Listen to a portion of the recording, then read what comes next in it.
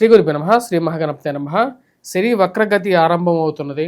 శని వక్రగతి అది ఎటువంటి ప్రభావాన్ని చూపిస్తుంది అనేది మనం చూద్దాం. మనకు జ్యోతిష్యపరంగా శని వక్రగతి అనేది రాబోతున్నటువంటి జూలై 13వ తారీఖున ఉదయం 9:36 ఇది ఆరంభం అవుతుంది. ఈ యొక్క వక్రగతి అనేది మనం గమనించినట్లయితే ఈ యొక్క వక్రగతి నవంబర్ 28వ తారీఖున ఉదయం 9:14 వరకు కూడా ఈ యొక్క వక్రగతి అనేది జరుగుతూ ఉంటుంది. అసలు వక్రగతి అంటే ఏంటి అనేది ముందుగా మనం తెలుసుకుందాం. వక్రగతి అంటే శని తను పురోగతి దిశలో నుండి వెనక్కి అంటే రెట్రోగ్రేడ్ మూమెంట్లో అంటే ముందుకు జరిగేటువంటి ఒక గ్రహం వెనక్కి తిరిగి రావడం అనేది జరుగుతూ ఉంటుంది. అంటే వెనక్కి తిరగడం జరుగుతున్నప్పుడు అంటే రెట్రో స్పిన్ గ్రేడ్లో జరుగుతుంటుంది. దీన్నే రెట్రోగ్రేడ్ మూమెంట్ అంటారు అన్నమాట.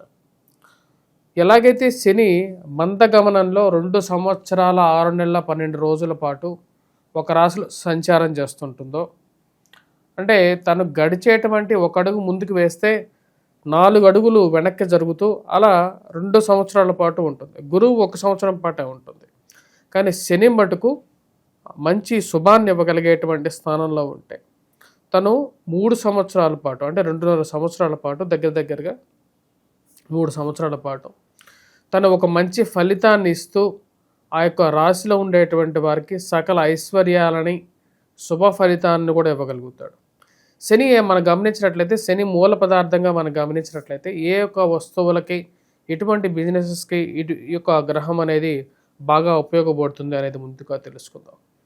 శని ముఖ్యంగా మనం చెప్పాలంటే మెటల్స్ ఐరన్కి బాగా ఉపయోగపడుతుంది, స్టీల్, దాని తర్వాత అదేవిధంగా వృత్తిపరంగా మనం గమనించినట్లయితే కార్మిక కర్షక వృత్తులు ఏవైతే ఉంటాయో అంటే వడ్రంగి పనిచేసేటువంటి వాడు, వాచ్మెన్లు కానీ లేకుండా అంటే ఈ యొక్క మున్సిపాలిటీలో పనిచేసేటువంటి వారు, రోడ్ కాంట్రాక్ట్ పనులు చేసేటువంటి వారు, బిల్డింగ్ కన్స్ట్రక్షన్ చేసేటువంటి మేస్త్రులు, సివిల్ ఇంజనీరింగ్లో పనిచేసేటువంటి వారు, వాటితో పాటు ఇక బిల్డింగ్ కన్స్ట్రక్షన్ చేసేటువంటి కూలీలు, వీరందరి మీద కూడా తన యొక్క ఇన్ఫ్లుయెన్స్ అనేది వీటితో పాటు ఎవరైతే పెట్రోకెమికల్స్ వాటి మీద కూడా దీని యొక్క శని యొక్క ప్రభావం అనేది ఉంటూ ఉంటుంది.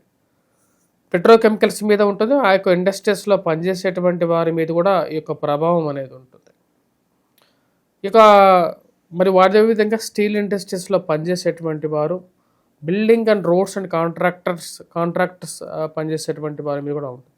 స్థానాన్ని బట్టేసేసి ఫైనాన్షియల్ ఇష్యూస్ మరి అదేవిధంగా వైవాహిక జీవితంలోనూ దీని యొక్క ప్రభావం అనేది శని యొక్క ప్రభావం అనేది ఉంటూ ఉంటుంది అన్నమాట. ఇప్పుడు జరుగుతున్నటువంటి వక్రగతి అనేది వచ్చినప్పటికీ మీనరాశిలో జరుగుతున్నది. మీనరాశిలో జరుగుతున్నటువంటి వక్రగతి రాబోతున్నటువంటి జూలై 13వ తారీఖు నుంచి మనకు 3 నెలల పాటు అంటే 3 నెలల కన్నా ఎక్కువగా మనకు వచ్చినప్పటికీ ఈ యొక్క దాటి ఒక వక్రగతి అనేది ఉంటుంది. వక్రగతి ముగించుకున్న తర్వాత మళ్ళీ పురోగతిలోకి మళ్ళీ శని అనేది జరుగుతుంది అన్నమాట. ఈ యొక్క వక్రగతి ముగిసిన తర్వాత ముగియక ముందు ఎటువంటి ప్రభావం చూపించబోతుంది ద్వాదశ రాశుల వారి మీద అనేది మనం ఇప్పుడు చూద్దాం. అదేవిధంగా వృత్తిపరంగా కూడా ఎటువంటి ప్రభావాన్ని చూపించగలుగుతుంది అనేది కూడా మనం క్లియర్గా తెలుసుకుందాం. కుంభరాశి వారికి రాబోతున్నటువంటి వక్రగతి ఎటువంటి ఫలితాన్ని ఇస్తుందని చూద్దాం. కుంభరాశి వారికి ధనస్థానంలో జరుగుతున్నటువంటి వక్రగతి దాని యొక్క ప్రభావం అనేది రాశివారి మీద సుస్పష్టంగా ఉంటుంది. ఎందుకంటే రాశివారు చివరి పాదంలో ఇంకా ఎలాంటి శని ప్రభావం అనేది జరుగుతున్నది. దాని యొక్క ప్రభావ రీత్యా వచ్చినప్పటికీ ముఖ్యంగా జన్మరాశిలో శని సంచారం జరుగుతున్నప్పుడు ఎటువంటి ఫలితం ఉందో అటువంటి ఫలితాన్ని వేస్తుంది. అంటే రాశిలో ఉండేటువంటి వారికి ముఖ్యంగా మానసిక చింత, భయాందోళన, ఆర్థికంగా ఏం జరుగుతుంది అనేటువంటి ఒక ఆలోచన కలిగించడానికి ఇక 3 months పీరియడ్ అనేది ఉంటుంది. వినటానికి కఠోరంగా ఉన్నా సరే పూర్వరాశి ఫలితాన్ని ఇస్తుందని చెప్పి శాస్త్రం చెబుతుంది. సో తద్వారా వచ్చినప్పటికీ ఆరోగ్యపరంగా జాగ్రత్త అనేవి తీసుకోవాలి. మానసిక చింత అనేది ఒక 3 months పీరియడ్ భరించాలి. దాని తర్వాత వైవాహిక జీవితంలోనూ చిన్న మనస్పర్ధలు అనేది ఖాయంగా ఉంటుంది. వీటన్నిటితో పాటు రాశిలో ఉండేటువంటి వారికి ఉద్యోగపరంగా జాగ్రత్తలు తీసుకోండి. మార్పు చేర్పులు చేసేటప్పుడు జాగ్రత్తలు తీసుకోండి. భయాందోళనకు గురయ్యేటువంటి పరిస్థితి తెచ్చుకోకుండా ఉన్నటువంటి స్టేబుల్ ప్లేస్లోనే ఉండడానికి ఎక్కువగా ప్రయత్నం చేయండి. 3 months పీరియడ్లో పెద్దగా మారాల్సినటువంటి అవసరం లేనప్పుడు మారద్దు. ఎందుకు మారద్దు అని చెప్తున్నానంటే రాబోతున్నటువంటి జూలై 13వ తారీఖు నుంచి రవి షష్టమంలోకి రాబోతున్నాడు. ఇది ఉద్యోగ అవకాశాలని ఆపర్చునిటీస్ని ఇచ్చేటువంటి పీరియడే.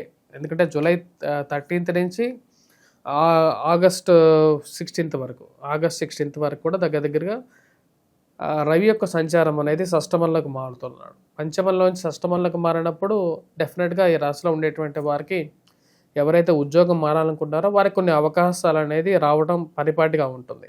అవకాశాలు వచ్చినప్పటికీ కూడా అవకాశాలు వెళ్ళేటటువంటి ప్లేస్ అనేది కరెక్ట్గా ఉందా లేదా అనేటువంటి ఆలోచన తెలుసుకొని ముందుకు వెళ్ళండి. దాని తర్వాత ఫైనాన్షియల్గా వాళ్ళు ఏమైనా డబ్బులు అడుగుతున్నారా, ఇలాంటి విషయాలు తెలుసుకున్న తర్వాతే ముందుకు వెళ్ళండి. ఎందుకంటే శని అదే సమయానికి ఇక్కడ షష్టమంలో వక్రగతిలోకి ఉన్నాడు కాబట్టి దాని యొక్క ప్రభావం అనేది కొంచెం నెగిటివ్గా కూడా మారుతుంది. కొత్త ఆపర్చునిటీస్ వచ్చాయి, కొత్త అవకాశాలు వచ్చాయి, కొత్త బిజినెస్ ఐడియాస్ వచ్చాయి, అది ఇది అని చెప్పేసి మీరు తొందరగా కొన్ని డెసిషన్స్ తీసుకునేటప్పుడు మీ యొక్క స్వజాతకాన్ని కూడా పరిశీలించుకున్న తర్వాత ముందుకు వెళ్ళండి. 20 లక్షల రూపాయలు ఇన్వెస్ట్మెంట్ కన్నా 1000 రూపాయలు ఫీజు అనేది పెద్ద మ్యాటర్, తక్కువ. 20 లక్షల కన్నా ఇట్ ఈస్ నథింగ్ బట్ 0.01%. ఆ విషయాన్ని గుర్తుపెట్టుకోండి ఎప్పుడైనా సరే. ఇంకో విషయం, ఈ రాశిలో ఉండేటువంటి వారు ముఖ్యంగా మెటల్స్లో కానీ దాని తర్వాత సెల్ఫ్ డ్రైవింగ్ విషయంలో కూడా ఈ 3 months అనేది జాగ్రత్తగా ఉండాలి. అదేవిధంగా ఈ రాశిలో ఉండేటువంటి వారు ఫ్రెండ్స్ అండ్ రిలేటివ్స్తో ప్రతి విషయాన్ని పంచుకోవాలని చెప్పి మనస్ఫూర్తిగా ఉన్నప్పటికీ వారితో పంచుకునే ప్రతి విషయంలోనూ మీ యొక్క స్వవిషయాలు ఎక్కువగా పంచుకోవద్దు. ఏదో మరి అదేవిధంగా ఆన్లైన్ ట్రేడింగ్ అని చెప్పేసి వీటిలో ఇన్వెస్ట్మెంట్ చేయొద్దు. వాటికి దూరంగా ఉండడానికి ఎక్కువగా ప్రయత్నం చేయండి. మానసిక చింత అలాంటి విషయాలకి దగ్గర రావద్దు. మరియు అదేవిధంగా ఫార్మాస్యూటికల్ కంపెనీస్లో పనిచేస్తున్నటువంటి వారు కూడా ఈ యొక్క నియమాలను పాటించాల్సినటువంటి ముఖ్యమైనటువంటి సూచన. ద్వాదశ రాశుల వారికి ఇప్పుడు ఓవరాల్గా వచ్చేటప్పటికి శని యొక్క ప్రభావం గురించి మనం డిస్కస్ చేసాం. అసలు శని ప్రభావం నుంచి ఎటువంటి పరిహారాలు చేసుకోవాలి? ఎందుకంటే ఇక్కడ మనకు శని జనరల్గా వక్రగతి కాకుండా చూసుకున్నట్లయితే కొన్ని రాశుల వారికి బాగా యోగాన్ని ఇవ్వగలుగుతాడు. వాటిలో వృషభ రాశి వారు, దాని తర్వాత మకర రాశి వారు, దాని తర్వాత వచ్చేటప్పటికి మనం గమనించినట్లయితే తులారాశి వారు, ఈ 3 రాశులకి యోగాన్ని ఇవ్వగలుగుతాడు. వక్రగతి జరుగుతున్నప్పుడు ఏంటంటే కేంద్ర స్థానాల్లో ఉన్నప్పుడు కొంచెం యోగాన్ని అటు ఇటుగా ఇస్తూ ఉంటాడు, కొంచెం బెటర్ రిజల్ట్స్ ఇస్తూ ఉంటాడు. శని ప్రభావం జరుగుతున్నప్పుడు మిగతా స్థానాలు ఏవైతే ఉన్నాయో అని 3 స్థానాలు కాకుండా మిగతా రాశుల వారికి మీద శని ప్రభావం అనేది ఉంటుంది. దాంతోపాటు రాహువు కూడా వచ్చేటప్పటికి ఇంచుమించు రాహు మెయిన్గా ఇంచుమించు శని యొక్క ప్రభావం ఎంతైతే ఉంటుందో అంత ప్రభావాన్ని ఇస్తాడు. అంటే అర్ధాష్టమ స్థితిలో శని ఎలాగైతే ప్రభావాన్ని ఇస్తున్నాడో అర్ధాష్టమ స్థితిలో రాహు ఉన్నప్పుడు కూడా అదే ఫలితాన్ని ఇస్తాడు. దానికే శనిబాత్ రాహుబాత్ అంటారు. అంటే ఇప్పుడు వృశ్చిక రాశి వారికి అర్ధాష్టమ శని పోయినప్పటికీ అర్ధాష్టమంలో రాహు వచ్చాడు.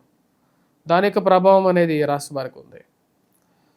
సో ఈ రాశిలో ఉండేటువంటి వారు మెయిన్గా ఈ యొక్క ఎటువంటి పరిహారం చేసుకోవాలి మిగతా రాశుల వాళ్ళు అనేది చూద్దాం. ముఖ్యంగా మనం గమనించినట్లయితే శనికి ఎన్నో రకాల పరిహారాలు చేసుకోవచ్చు. అఘోర పాశుపత హోమం అనేది ఒకటి చేసుకోవచ్చు. ఒకవేళ మీ యొక్క జాతక చక్రంలో శని మహర్దశ నడుస్తూ మీకు రాహు మహర్దశ కానీ శని మహర్దశ కానీ జరుగుతున్నట్లయితే ప్యారలల్గా ఏలినాటి శని ప్రభావం కానీ అర్ధాష్టమం కానీ అష్టమ శని ప్రభావం కానీ జరుగుతున్నట్లయితే రిజల్ట్స్ అనేది కొంచెం సేమ్ అలాగే ఉంటుంది అన్నమాట. అంటే రాహు మహర్దశ కానీ శని మహర్దశ కానీ జరుగుతూ అర్ధాష్టమ శని, అష్టమ శని, ఏలినాటి శని ఇవి జరుగుతున్నట్లయితే మటుకు సేమ్ రిజల్ట్స్ ఉంటూ ఉంటాయి. అంటే కొంచెం నెగిటివ్ రిజల్ట్స్ ఎక్కువగా వస్తూ ఉంటాయి. అలాంటప్పుడు కంపల్సరీగా మీరు వెంకటేశ్వర స్వామి దేవాలయ దర్శనం చేసుకోండి. సింపుల్ రిజల్ట్స్ కావాలనుకుంటే డబ్బులు ఖర్చు పెట్టకుండా మీరే ఏంటో చేసుకునేటువంటి వాటి గురించి మనం ముందుగా డిస్కస్ చేద్దాం. వాటిలో వచ్చేటప్పటికి శనికి తైలాభిషేకం చేయండి. అది చేసే సమయం కూడా వచ్చేటప్పటికి శని హోరా సమయంలో చేయండి. ఒక రోజులో శని హోరా సమయంలో చేయండి. శనివారం పూట చేయండి. మరియు అదేవిధంగా ఒక నల్లటి గుడ్డ తీసుకొని దాన్ని 7 పాయలుగా దాన్ని విభజించి దాన్ని నూనెలో నానబెట్టి ఆ నూనెను నానబెట్టిన తర్వాత నువ్వుల నూనెలో నానబెట్టిన తర్వాత శని ముందు దీపారాధన చేయండి. శనివారం పూట శనిహోర సమయంలో చేయండి. ఇలా 7 శనివారాలు చేయండి. చేసేటప్పుడు ప్రతిరోజు తలస్నానం చేసి శనివారాలు చేయండి. శనివారం నాన్ వెజిటేరియన్ డ్రింక్స్ తీసుకోవద్దు. వాటికి కొంచెం దూరంగా ఉండండి. ఎందుకంటే శని ప్రభావం అనేది ఇంకా కొంచెం ఎక్కువ అవుతూ ఉంటుంది. లగ్జరీ ఐటమ్స్కి కొంచెం దూరంగా ఉండండి. శని లగ్జరీని ఎక్కువగా యాక్సెప్ట్ చేయడు. ఇవన్నీ ఇవి చేసింటే ఇవి కొంచెం మీకు సింపుల్ రెమెడీస్గా ఉంటాయి. దాంతోపాటు నువ్వులు ఏవైతే ఉంటాయో నువ్వులు ఎవరికైనా దానం చేయడానికి దానిలో ఒక శీల వేసేసి ఇనప శీల ఎవరికైనా సరే బ్రాహ్మడు అక్కడ ఉంటే వాళ్ళు తీసుకుంటారు, వారికి దానం చేయండి. లేదా లేని పక్షాల్లో ఆ నువ్వుల నూనెతో కొనుక్కొని వచ్చి స్వామివారికి అభిషేకం చేయండి. మరియు వాటితో పాటు ఏదైనా దేవాలయంలో పాత ఇనుముని దానం చేయండి, స్టీల్ని దానం చేయండి. మరియు అదేవిధంగా గోధుమతో చేసినటువంటి రొట్టెలని నల్లటి ఆవులు ఏవైతే ఉంటాయో కపిల గోవులు అంటారు, ఈ యొక్క శనివారం పూట ఆ యొక్క ఆవులకి తినిపించండి. గోధుమ రంగులో ఉండేటువంటి ఆవులు ఏవైతే ఉంటాయో వాటికి కూడా తినిపించవచ్చు, లేని పక్షాల్లో ఈ యొక్క ఆవులకి చేయించండి. వీటన్నిటితో పాటు ఈ రాశిలో ఉండేటువంటి వారు ముఖ్యంగా శనివారం పూట నువ్వులతో చేసినటువంటి బిస్కెట్స్ కానీ ఇలాంటివి ఏవైతే ఉంటాయో వాటిని కూడా ఎవరికైనా పిల్లలు ఉండేటువంటి పిల్లలు ఎవరైతే ఆడుకునేటువంటి పిల్లలు నువ్వుల ఉండలు కానీ ఏవైతే ఉంటాయో ఆ నువ్వుల ఉండలని కూడా మీరు ఏం చేస్తారంటే వెంకటేశ్వర స్వామి దేవాలయంలో ఇచ్చి అక్కడ పూజ చేయించిన తర్వాత నువ్వుల ఉండలని అందరికీ పంచిపెట్టచ్చు. ఇలాంటి పరిహారాలు చేయడానికి ఎక్కువగా ప్రయత్నం చేయండి.